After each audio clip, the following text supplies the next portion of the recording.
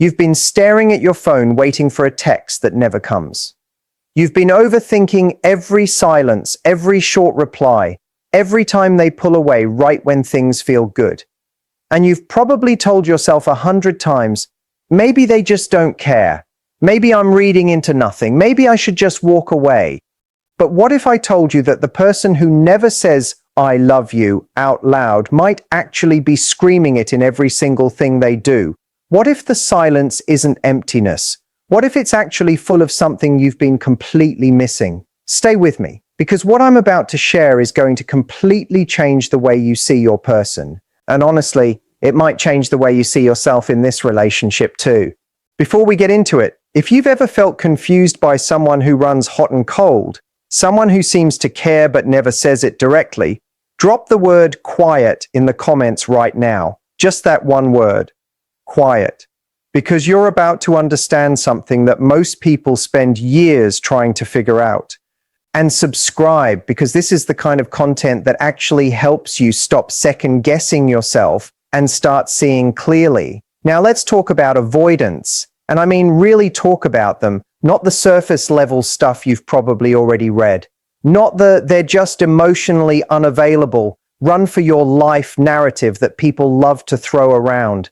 I want to go deeper than that, because avoidants are one of the most misunderstood personality types in the entire world of relationships. And if you're in a relationship with one or trying to understand someone who fits this pattern, you deserve more than a simple label. You deserve the full picture. So here's what's actually happening inside an avoidance world. From a very young age, and we're talking childhood here, avoidants learned something painful. They learned that expressing their needs, showing their emotions, reaching out for connection, all of that came with a cost. Maybe they were dismissed. Maybe they were ignored. Maybe every time they cried or asked for love or showed vulnerability, the response they got was cold or distant or even critical. So their brain did what brains do. It adapted. It learned to protect them. It built a wall. Not because they're broken, not because they don't feel things, but because feeling things openly once felt dangerous to them. And that lesson got wired in so deep that now, as adults, the wall is still there, even when the danger is completely gone. This is the part that most people don't understand. The avoidant isn't choosing to be distant. They're not sitting across from you, calculating how to make you feel bad. Their nervous system genuinely floods when intimacy gets too close. Their brain actually sounds an alarm when vulnerability shows up, and so they retreat. Not from you specifically. They retreat from the feeling, from the closeness, from the thing that their whole nervous system has been trained to fear. Now here's where it gets really important, because even with all of that going on, even with all those walls and all those defense mechanisms, love still finds a way. It always does. The avoidant feels it. They feel it deeply, maybe even more intensely than they'd ever admit. But they express it in a completely different language than the one most of us were taught to expect. And learning that language, that's what changes everything. So let's go through the signs. And I want you to pay attention here, because some of these are going to feel small. Some of them are going to feel like nothing. But trust me, for an avoidant, these things are enormous. The first thing an avoidant does when they love you, they show up consistently, even when they're quiet. This one trips people up all the time, because we're used to associating love with grand gestures, with constant texts, with declarations. But for an avoidant, showing up is the declaration. They might not be the one flooding your phone with good morning messages, but they're there. They keep coming back. After the distance, after the silence, they return. And that return, that quiet, steady return, is them saying something. They don't know how to put it in words, but the action is the word. They stay. And for someone who is wired to run, staying is an enormous act of love. Think about this. An avoidant's entire system is built around self-protection through distance. The fact that they haven't disappeared completely, that they keep showing up, even if inconsistently, even if imperfectly, that is not nothing. That is actually a really big deal. When an avoidant chooses to keep coming back to you, they are fighting against their own wiring every single time. The second thing, they remember everything you've ever told them. And I mean everything. The name of your childhood dog. The thing your coworker did 3 months ago that bothered you. the specific way you like your coffee, the random fear you mentioned once casually and probably forgot you even said. Avoidants are observers. They listen incredibly well because listening is safe. It doesn't require them to expose themselves. It doesn't require vulnerability from them. So they pour their attention into you and they hold on to the details. And then later, sometimes much later, they'll reference something you said and you'll think you remembered that. And the answer is yes. Of course they did. Because you matter to them. They just couldn't say it directly.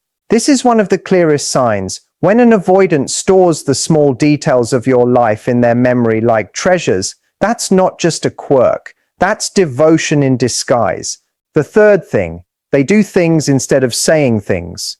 This is the core of the avoidant love language. Actions. Practical, specific, thoughtful actions. They're not going to write you a poem. They're probably not going to sit across from you and say, "I need you to know how much I feel for you." But they will fix the thing in your apartment that's been broken for months. They will drive an hour in traffic to pick you up when your car breaks down. They will quietly research the thing you mentioned you were struggling with and send you a single message with information that actually helps. They do things, real concrete things, because that is the way they know how to give. It's the way love comes out when words feel too exposed, too dangerous, too naked. And here's what I need you to hear about this. It's not a lesser form of love. It is just a different form. It doesn't mean they love you less. It means they love you in the only way they currently know how to. And sometimes, honestly, an avoidance actions will leave you more cared for than someone else's words ever would. The fourth thing, they get protective over you. Not possessive, not controlling, protective. There's a big difference, and avoidants understand that difference better than most. When someone disrespects you, the avoidant notices. When you're in a difficult situation, something switches on in them, a quiet intensity. They might not make a scene. They might not announce themselves as your protector, but they will position themselves between you and whatever feels like a threat. They will say the thing that needs to be said when others stay silent. They will check in after a hard situation without making it about them. Their protectiveness is quiet, but it's fierce and it's real. When an avoidant starts becoming protective of you, your energy, your feelings, your reputation, your safety, that is them claiming something in the most profound way they can. They don't have a flag to plant, so they plant themselves instead, right next to you. The fifth thing, they let you see their world. Avoidants have a private inner world that almost no one gets access to. And when they love someone, they start slowly, carefully, almost imperceptibly, opening that world up. It might be showing you a song that means something to them. It might be mentioning a memory from their past, something they don't normally talk about. It might be letting you come to their home when they usually keep that space completely to themselves. It might be showing you something they created, a project, an interest, a piece of their identity that they normally keep hidden. These are not casual acts for an avoidant. These are enormous risks. Every time they let you into a piece of their private world, they are gambling on your response. They are watching to see whether you'll judge it, whether you'll dismiss it, whether you'll use it against them. They've been hurt before when they opened up, and yet they're opening up to you. That is love. Raw, cautious, terrified love, but love nonetheless. The sixth thing, they stay present during your hard moments. This one matters so much, because the natural avoidant response to deep emotion is to retreat, to go quiet, to disappear. It's overwhelming for them. But when they love you, they override that impulse. When you're crying, they don't leave. When you're going through something painful, they don't give you the brush-off answer. They sit in it with you, awkwardly maybe, quietly maybe. They might not know what to say. They might say the wrong thing, but they stay. They don't run when you're breaking down. And for an avoidant, staying in the presence of someone else's raw emotion is one of the hardest things they can do. The fact that they do it for you, that's not small. That's everything. The seventh thing, they initiate. Not always, not constantly, but they do it. And when an avoidant initiates contact, initiates making plans, initiates a conversation, pay attention, because they fought themselves to do that. They picked up their phone and put it back down 5 times before they finally sent that message. They talk themselves out of reaching out and then talk themselves back in. The initiation might look casual. It might look effortless. It never is. There was a whole internal battle happening before you saw that message arrive. When an avoidant reaches out first, they are walking directly into their discomfort because you're worth it to them. The eighth thing, they get uncomfortable with the idea of you leaving. This is subtle, but incredibly telling. Avoidants are wired to run. But here's the twist. They fear abandonment just as much as they fear intimacy. So when you pull back, when you get a little distant, when you seem less interested than usual, something changes in them. They might not say, "Please don't go." They're probably not going to suddenly pour their heart out the moment they sense distance. But you'll notice a shift. They'll check in more. They'll reach out when they normally wouldn't. They'll do something small that brings them back into your orbit. They're not going to beg, but they're going to move. And movement from an avoidant in the direction of keeping you close, that's love speaking in the only volume it knows how. The ninth thing, they argue with you instead of disappearing. Now this one sounds strange, so let me explain. Many avoidants, when faced with conflict they don't care about, simply go silent. They disappear. It's easier to vanish than to engage with something meaningless. But when they love you, something changes. They fight with you. They stay in the difficult conversation even when it's uncomfortable. They push back. They tell you when they disagree. They don't just roll over or go silent and never come back. Because the fight is engagement. The fight means the relationship matters enough to work through something hard. An avoidant who ghosts you at the first sign of conflict doesn't see a future with you. An avoidant who stays in the argument, even badly, even imperfectly, is telling you they're not done with you. Not even close. The 10th thing, they make future references. Listen for this one carefully. Avoidants live very much in the present. Long-term emotional planning is vulnerable territory for them because committing to a future with someone means risking loss on a bigger scale. So when an avoidant starts making references to the future, casually, almost accidentally, that is significant. They mention something you should do together in a few months. They talk about a trip or an experience in a way that naturally includes you. They reference a future version of your dynamic without even realizing they've done it. These little future anchors are not accidents. They are the avoidance nervous system slowly lowering its guard. They are letting themselves imagine a future with you.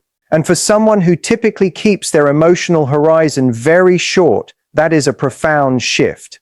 Now, I want to talk to you about something that's equally important as recognizing all of these signs. And that's understanding what to do with this information. Because knowledge without application is just trivia. And you didn't come here for trivia. Here's the real challenge when you're with an avoidant. Your natural instinct, especially if you lean anxious in your attachment style, is to chase. When they go quiet, you reach out more. When they pull back, you push in.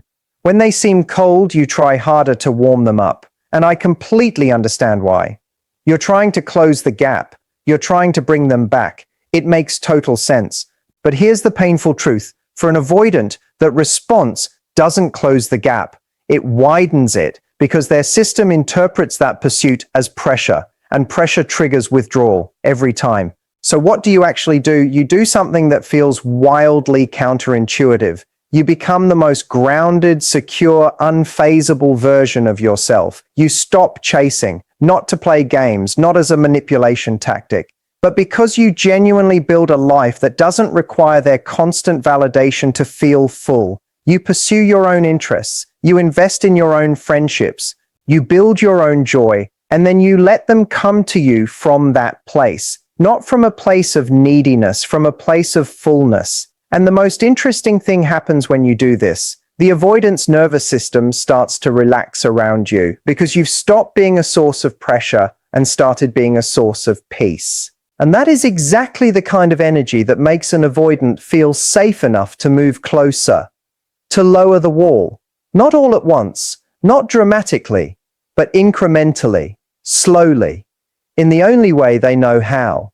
Now, there's a very important distinction I want to make here, because everything I've told you comes with a condition. Avoidants who love you will show movement over time. Slow movement, yes. Imperfect movement, absolutely. But movement. If someone has shown you none of the signs we talked about, if there is zero consistency, zero effort, zero presence, even in the smallest forms, then we have to have an honest conversation about what you're actually dealing with, because not everyone who is avoidant is also invested. And your job is not to pour yourself into someone who has given you nothing to work with. The signs I've described are real, but they require at least some of them to be present. Some evidence of care, even if it's quiet, even if it's coded, even if it's almost invisible. If you look at this list and genuinely cannot find a single thing that applies, then maybe the question isn't, how do I reach them? Maybe the question is whether this is actually where your love belongs. But if you do see these signs, if some of this is landing, if you're recognizing moments and patterns and things they've done that are suddenly starting to make a different kind of sense, then hold on to that. Because you are not imagining it. You are not inventing connection out of thin air. You are reading someone who expresses themselves in a completely different language than you were taught to expect. And now you have a translation. I want you to be the person who sees past the wall and recognizes what's actually being handed to you. Not so you can accept bad treatment, not so you can excuse distance or make excuses for someone who genuinely isn't showing up for you at all, but so you can recognize love when it's real, even when it's quiet, even when it's terrified, even when it looks nothing like the movies told you it should. Your avoidant might never write you a song. They might never say exactly the right thing at exactly the right moment. They might always struggle just a little with the wide open, fully expressed, hearts on the table kind of intimacy. But if they keep coming back, if they remember the small things, if they fix the broken shelf and drive through the storm and sit next to you in the hard moments and fight to stay instead of running, then they're saying something, loudly, in the only language they've ever known how to speak. And here's the final thing I want to leave you with. The most powerful thing you can do in a relationship with an avoidant is not to chase them into openness. It's to become someone whose own emotional security is so stable, so unshakable, so genuinely grounded that being close to you doesn't trigger their fear. It invites their softening. You become the safe place, not by giving up your needs, not by shrinking yourself, but by being so full in your own right that your love becomes an invitation instead of a demand. That's the shift. That's the thing that changes everything, not just for them, for you too. Because when you stop desperately needing an avoidant to express love in your language and start actually learning to see love in theirs, something opens up. You stop feeling so alone in the silence. You start seeing all the ways they've been reaching for you this entire time. And suddenly, the relationship looks completely different. Completely, beautifully, heartbreakingly different. So the next time they go quiet, don't panic. The next time they do something small and specific and oddly perfect, notice it. The next time they show up, even imperfectly, even briefly, feel it for what it is. Because that quiet person, that careful, guarded, complicated, deeply feeling person, they might just be loving you in the loudest way they know how. And sometimes, the quietest love is the most profound love of all. If this hit home, if you recognize someone in what I just described, drop quiet in the comments below and subscribe. Because next time we're going into something that might feel even more uncomfortable and even more necessary.